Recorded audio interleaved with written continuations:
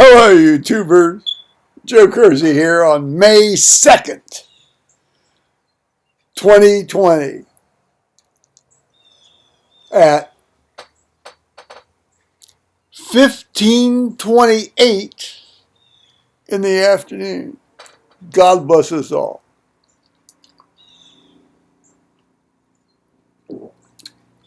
Well, for the fairly, loyal few that have followed me over time, and God bless you because I really appreciate that. You know that I went through a pretty bad rough patch there for like 16, 17 months here, past 16, 17 months. And I did. And by the grace of God, that's the primary reason. And CBD oil, I'm essentially, more or less, pain-free.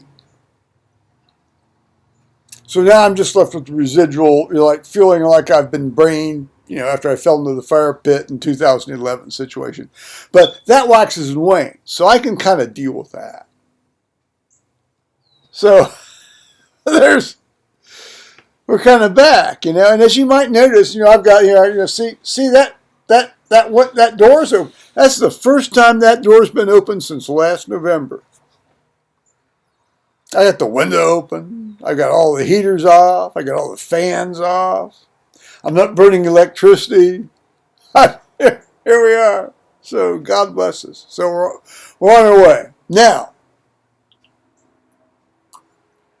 about 3 months ago, I more or less decided to stop reading in church, but it's pretty much about the same time. Well, about a month and a half later. It's like the state of Ohio said we couldn't have church, so I got scared of falling off the stool there. You had to stand on to read, in church. And a couple of people called me and says, "Why aren't you reading in church?" And I said, "Well, because I'm scared I'm going to fall off and the stool, And I said, if I felt I couldn't do it right, I don't want to do it. If I could do it right, I'd do it. But if I'm up there feeling like I'm going to fall off on the like this, we're talking about an 8-foot fall, guys. I just don't want to risk that, Okay, call me a pussy if you will, pussy. But that's just me, I try to be realistic, and I also try to do what I can, I think most people try to do what they can, really. Having said that, I did finally come and subscribe to Netflix, and man, am I loving it.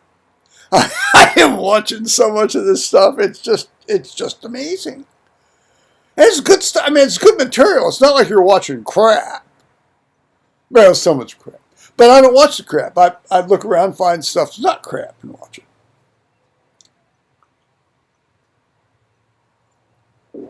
And of course, there's Skype and the good Tonys and I Skype, and Thomas and I FaceTime a couple. We FaceTime occasionally, and about I guess 2 nights ago we FaceTimed. Of course, he's been having to teach. He's a teacher, so he has to do the online stuff, and his son Carter, my grandson Carter, he kind of bangs around the walls, but he can't do a lot of stuff, but he seems to be handling it well, because he can do all the online stuff with his buddies, with the earphones and the microphone. Yeah. So the only thing I've done, my life hasn't changed that much, because I sort of live like I'm here. I don't go anywhere. I go out to buy wine. I go out to buy food. So I've consolidated. The first time this started about a month ago or 6 weeks ago, I did like the big shop, and I've got plenty of that left over. I actually don't have to go to an actual grocery store, for for a while, because I've got soup and canned fish, and uh, I'm running low on linguine and that kind of stuff. Okay, I've got like a couple of frozen hams in the fridge, and I've got like another big box of sausages, and I've got like another like two 4-pound packages of bacon. So no, I mean, but you gotta have your wine. So I went over to Giant Eagle the other day. And if I'd been thinking this through, I would have brought in the Desert Eagles military scarf that I wrapped around my head and face to go in to buy this stuff the other day. Well, I would have done, except I'm keeping it in the truck if I have to use it again. And the 12 minutes I had to wear it when I was in Giant Eagle buying this stuff on Tuesday, I felt like I was smothering. I felt like smothering. This is idiotic. I mean, fortunately, and they're all wearing masks. The employees are all wearing the masks, and we're all self-distancing. They've got squares set out on the floor and all this kind of, and they've got like go in this way, go out that way, that kind of thing. That's fine. One-way aisles, and okay, that's fine. I really have too much of a problem with that. But what was fun was one of the assistant managers that she's checked me out several times over the years. Well, yeah, years now. And she sees me. She took me over to this little individual checkout thing, and I said, I got six boxes of wine, and she's out.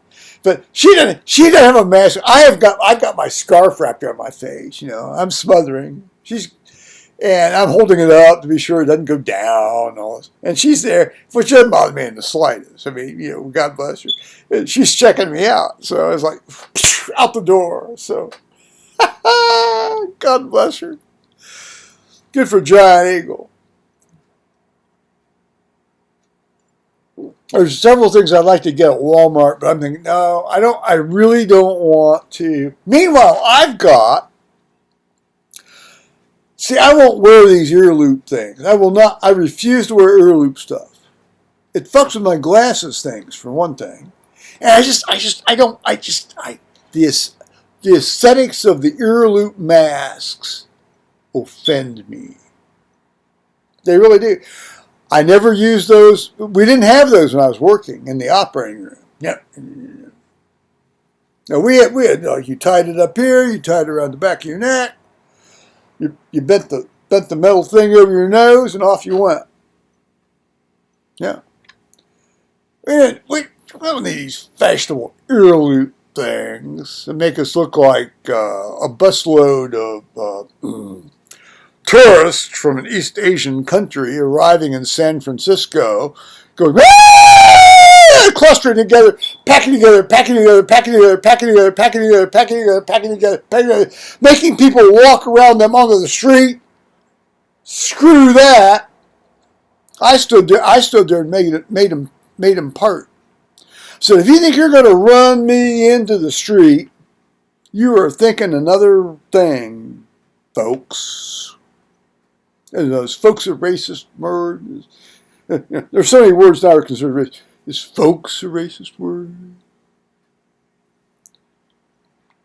Is screaming bunch of people clustering together on the street considered a racist word? Where is this going? I didn't intend this was good. I was just talking about how life is going on. Meanwhile, it's 72 degrees. I've got my door open, as you just saw. The spring peepers have been going. You can't hear them today. But last week they were going. We got up to like 73. It's like, I love spring peepers. The little baby oak leaves were coming on the trees. And in a more practical note, my son, God bless him, the good Thomas, called his contractor, to call me about this front porch situation where I can only go in and out through the garage.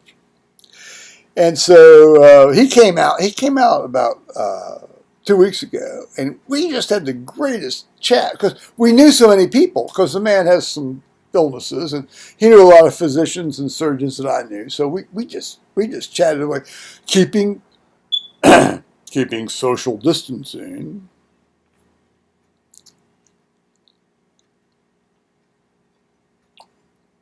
And he sent me an email yesterday that they're getting ready. They'll try to start in 2 weeks. So, yay! Then I can go. Then I can go in and out my front door.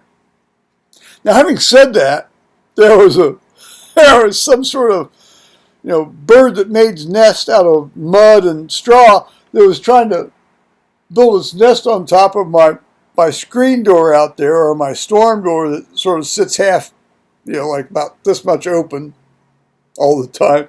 So I was trying to build a nest on that little bit of ledge, just outside. I opened the hard front door. It's like, oh, he's.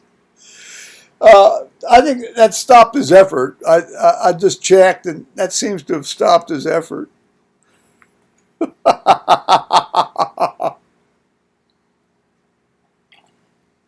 Now, Paul, God bless him, he comes over every now and again. And this is wonderful because I like to see. I mean, I like the guy. It's like I lived with the guy for 36 years. I like the guy, and so I helped him. I helped him do his taxes, as I've pretty much done for several years. And excuse me. And well, of course, now the hotel finally let him furloughed him, and then there's this whole dealing with the unemployment system and things. And today he came over and he brought a printout of, now he did receive like the initial state unemployment thing, and then he did get the federal $600 unemployment thing. And then since he doesn't do this stuff online, he tries to do it by mail, or phone. Wish he would do it online, but he doesn't. So anyway, what happened was the state sent him a letter, unemployment stuff. Sent him a letter, says you have to reply to this by May 22nd or April 22nd. And of course, he received it on Friday, May 1st. He says, I said, well, you're only going to do is you got to call the phone number and wait for 3 hours till they answer the phone. Or you have to find an office and go down. Because obviously, you can't respond to a deadline that you didn't of April 22nd until you received when you received on May 1st. And it's just, oh, thank God I don't have to do that. Thank God I don't have to do that. It's just so oppressive. It oppresses your soul, doesn't it? It does. I think it does. It oppresses my soul, and I'm not even directly involved in it.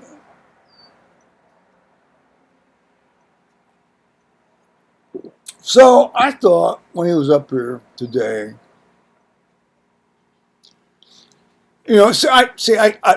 I succumbed and I subscribed to Netflix, which, by the way, I am not griping about that.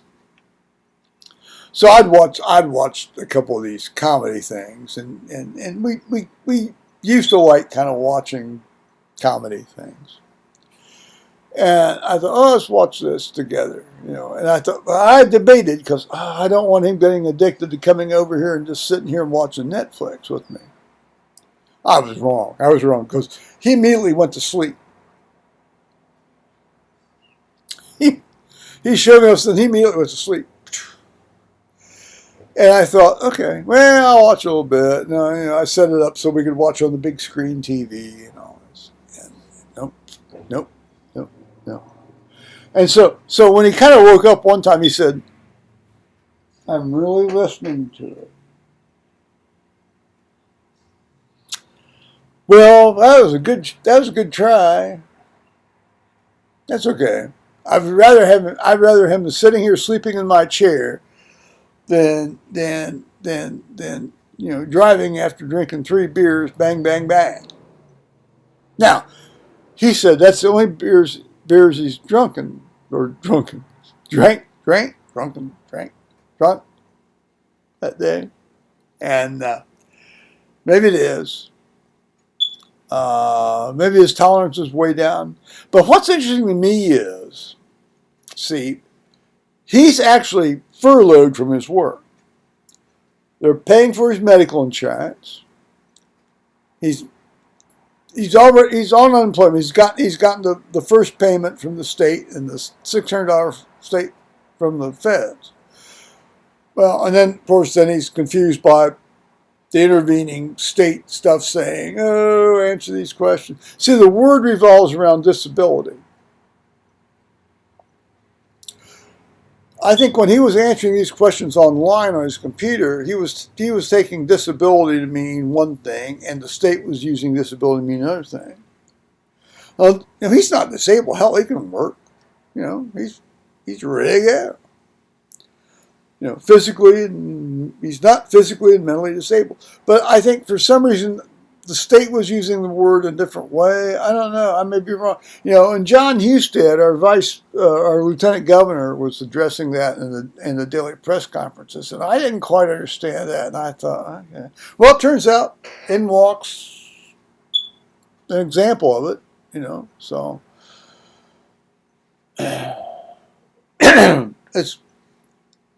it's confusing and it's troubling.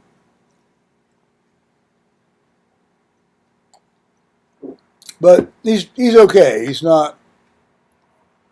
No, he's not going to lose his apartment, and so it's not like I don't care about the guy. There was one other thing. Well, as you all know, that may not come marching back just in time. Meanwhile, I've been talking with my Tucson friend and my UK friend on Skype, and we were having a really good time. Oh, I'll show you this. My Tucson friend sent me this kind of boonie hat. Now, you see, you've got see, this is like mesh. So you get like a little air through it, and then you've got this little thing here that there's a string goes around. You can tighten it for your head. So if I ever do bestir my behind to go out in the sun, I'm all set. The good Tony in Tucson, he was out there in the sea. He says, "Oh, it's great. It keeps you." Apparently, this got one of these sun factor things of 50 for what that's worth.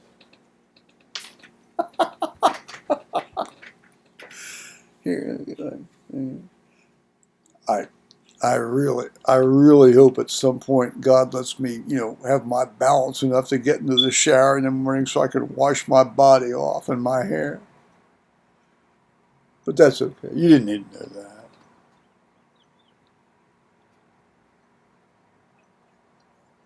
that. Oh, and the good Liz across the road, Liz and Henry, she came over about a week ago, and she had, Henry, her man was up, doing, circulating petitions for alcohol stuff, and, or whatever. I mean, he does a lot of, he's a lawyer. He does a lot of lawyer stuff. So he was up in that area, and apparently they were texting or calling, and go up to the G&R Tavern, and this is like almost a blatant ad. The G&R Tavern with the ampersand, G and ampersand R Tavern in Waldo, Ohio, has the world-famous bologna sandwich. The world, and it is, and if it's not, it should be. So, Liz had him buy a bunch of these things, and she brought over a couple of them. So she came over, and we sat and ate and yacked the other night. It was so wonderful. It was so wonderful. What a blessing. What an absolute blessing. It is.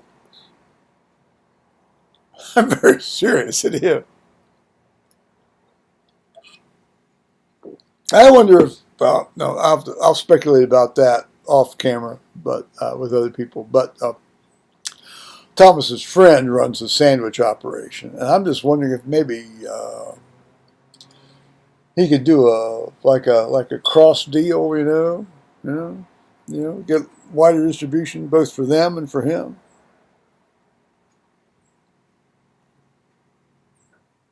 Who knows? So yesterday was the first of the month, so I did the prayer list. I may have mentioned that. I mean, that's always a big deal for me. I don't want to fall short on that duty. And, well, so Paul, God bless. I think we're done now. So I'll say, I hope you all are maintaining here during this time of. Should I cut my hair? I have no intention of cutting my hair. I want to get this great mane. If I can't wash it, I may as well let it grow. All righty. God bless you all, YouTubers. Bye-bye.